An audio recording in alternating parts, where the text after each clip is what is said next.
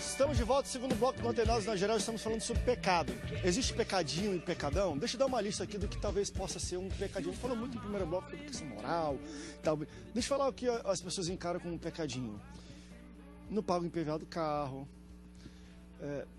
Tem umas até mais complicadas que eu vou querer ainda chegar nesse bloco, porque até eu não sei onde isso se coloca. Por exemplo, você vai para os Estados Unidos, tem muito brasileiro e tem muitas igrejas boas, fantásticas de brasileiros nos Estados Unidos e até em outros países. A grande maioria são pessoas que estão lá ilegalmente, que não têm documento, ou green card, ou cidadania para estarem lá. Estão ilegais em um país. Isso é pecado. A maioria da igreja brasileira, talvez, nos Estados Unidos, é ilegal. É pecado a pessoa estar ilegal em um país sem ter a documentação? Claro também que tem... A gente fala, André, é pecado porque está ilegal.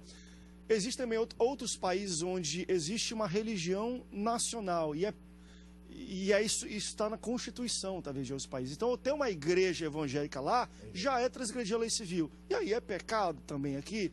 Então, assim, e não é. Não é simples isso. Vamos falar um pouco sobre até que ponto, pastor Sérgio, você entende que transgredir a lei civil, você está transgredindo a lei de Deus. E até que ponto Deus entende...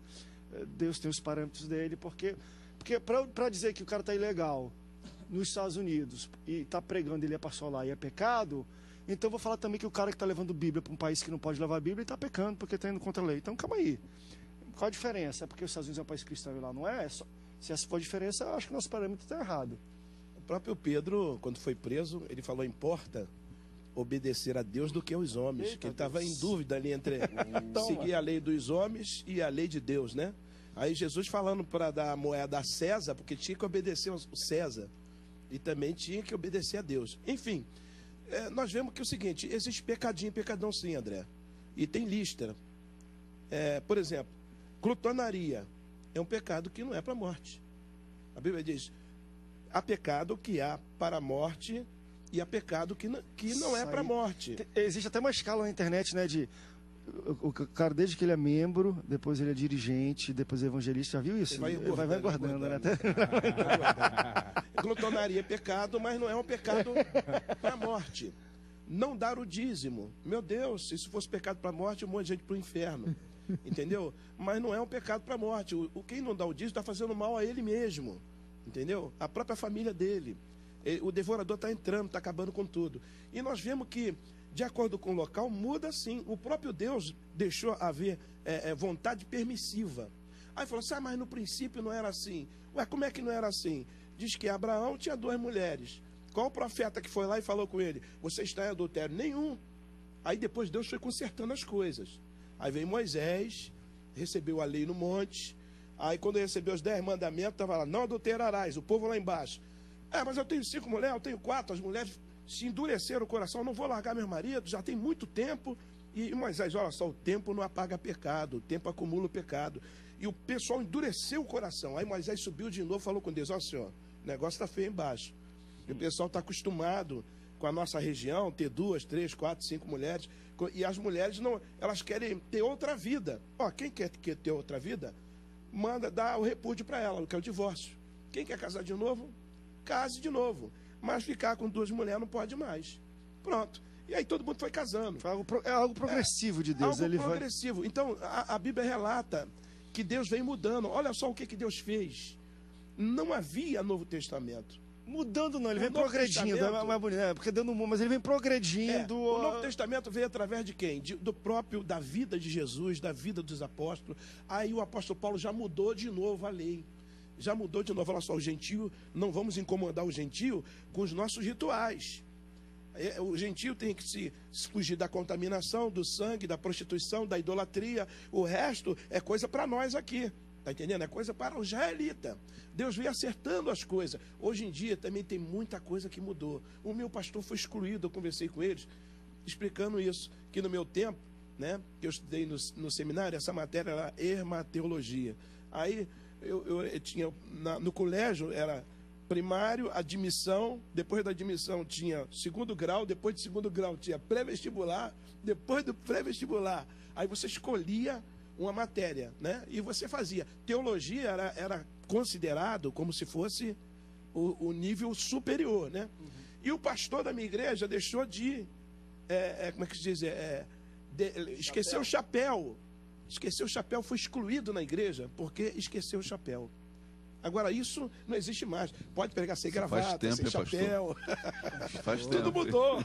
Mas é interessante. Na era de Moisés. O pastor Sérgio ele deu um passeio e voltou para falar. De fato, André, as coisas, a nossa interpretação do que é pecado perante a lei de Deus e lei civil muda, se adapta, progride ou regride. André, A minha questão é, até que ponto a gente pode chegar e falar assim, não pagar IPVA é pecado?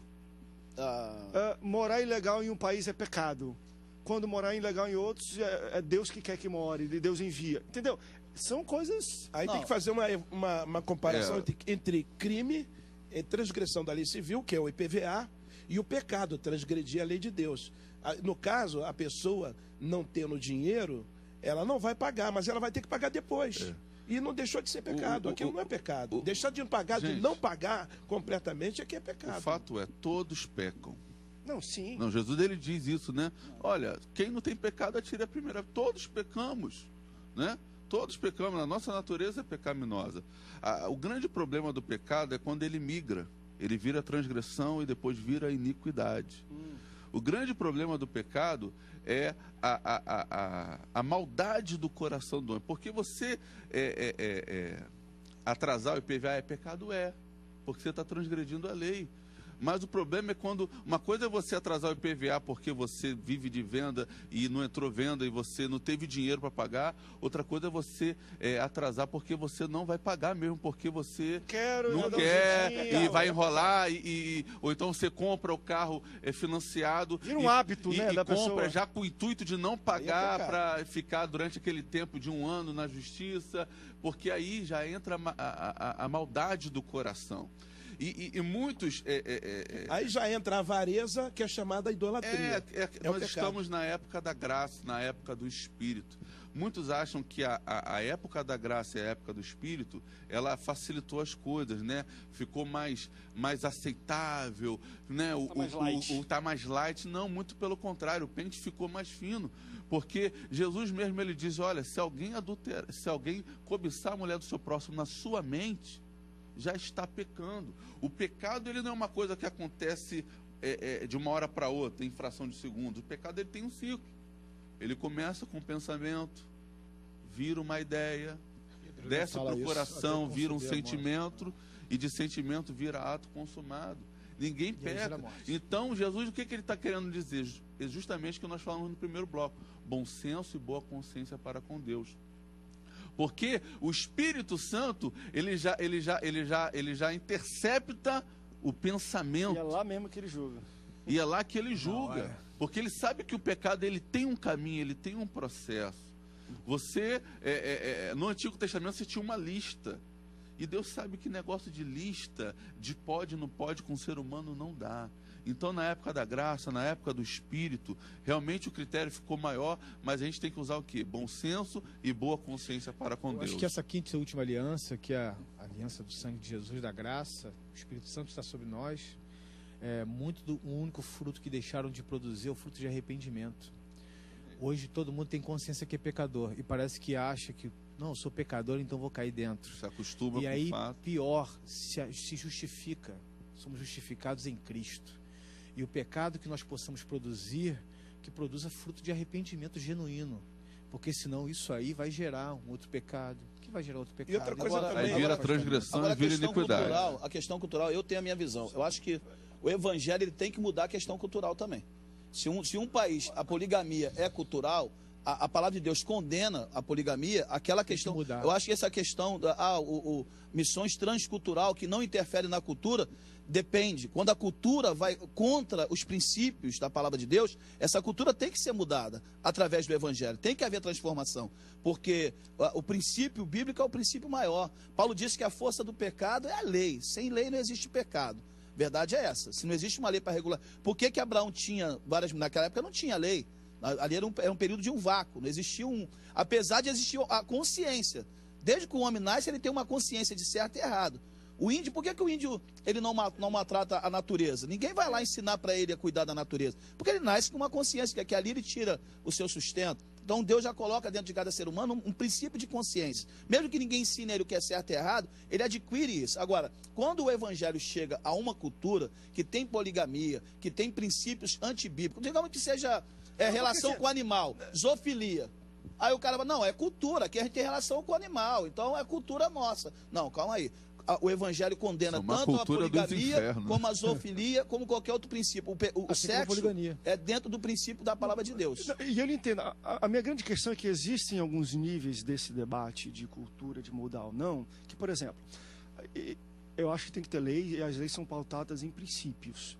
Só que se ela é pautada em um princípio, princípios mudam ou são flexíveis. Vamos dar um exemplo, você falou dos índios. Se eu chegar hoje e ficar nu aqui, eu estou pecando. Porque tem a questão da nudez, a questão da exposição, enfim. Índios ficam nus e eles não veem maldade no outro porque eles não têm a maldade no coração que a gente tem quanto à nudez. E eu acho um grande pecado, às vezes o cara vai lá e você vai no meio da tribo indígena e eles estão vestindo terno e gravata. Porque o missionário vai ver a Índia nua e fala, meu Deus, cobre isso. Mas aí... Não, o senhor está entendendo? Eu digo assim, nudez lá não é pecado. Nossa, se eu sair nu daqui na rua... O escritor de Hebreus, além de ser preso, porque existem leis civis, eu acho que eu estou transgredindo a lei de Deus. Ela instiga as pessoas a pecarem, porque quando eu não sabia que era pecado...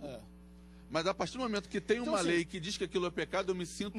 Entendeu? Claro que são casos bem instigado específicos. a cometer aquele pecado. Não leva a isso, porque o cara não leva. São casos muito específicos. Mas deixa eu me defender, quando a cultura não... assim? Quando é um princípio que não confronta radicalmente o princípio da palavra de Deus, eu entendo que aquela cultura pode ser acomodada. Não, mas na minha vista cultural, ela vai contra a Bíblia. Então que se vista. Paulo diz que as mulheres se ataviam e trajam mulheres. Mas na minha vista cultural, porque na minha cultura, nudez é pecado. É mesmo que você falou. A pergunta é, nudez é pecado? Se você for ver na cultura indígena, não. Lá no Velho Testamento dizia o seguinte, não suba a escada, né? Não é para a nudez. Vocês estão entendendo o ponto que eu quero chegar? André, mas Deus guarda um princípio sobre a nudez, desde o Velho Testamento como no Novo Testamento. Existe, se é pecado, não vou falar pecado. Às vezes a gente vai muito radicalismo. Pecado não, existem princípios. É igual, por exemplo, eutanásia. É pecado eutanásia? É pecado eu chegar lá e alguém, não, vamos cometer eutanásia, vamos deixar morrer porque a ciência é pecado. Eu vejo um parente meu lá que está morrendo. Eu não vejo como pecado, eu vejo como uma questão muda a visão. De princípio. Eu estou vendo até um parente teu lá, ele está lá sofrendo mesmo, tendo dores terríveis. E o país que permite a eutanásia, aquele país que permite a eutanásia, que você vai deixar aquela pessoa morrer? Não vou deixar, eu vou orar, Deus vai curar, mas e aí? Deus é obrigado a dizer isso é um debate bom, isso é um debate bom. Outro tema. Então, é outro tema. Na minha opinião, agora que você vê da esperança. Não, mas entra aqui, para você ver como entra dentro de uma reunião aqui, como a gente tem pensamentos diferentes por questão cultural, e somos todos pastores evangélicos no Brasil, no mesmo estado. Mas tem alguma diferenciação. André. É isso que eu estou falando. Vamos para o rápido break, daqui a pouco a gente volta, que eu fiz um bololô aqui, mas eu queria passar nisso. Uma coisa é a visão bíblica, outra coisa é a minha interpretação bíblica de acordo com a minha cultura. Porque quando eu leio a Bíblia, eu coloco a minha visão da Bíblia, entra a minha cultura, entra o meu aprendizado, entra tudo. De um americano entra, de um indígena entra outro. Então, assim, a questão de, só botar rapidinho, de nudez. A gente olha, já tem o pensamento, olha o corpo e tudo, já tem pensamento pecaminoso. O índio não tem esse tipo de percepção. Ele olha, ele não sente... É a concupiscência dos olhos, que não é pecado. Concupiscência dos olhos. Mas ele, porque é normal disso, não tem isso. E aí eu vou dizer que é pecado também para ele, o que é pecado para mim. Vamos para o break. A gente volta. Não sai daí, o Antenado volta já já.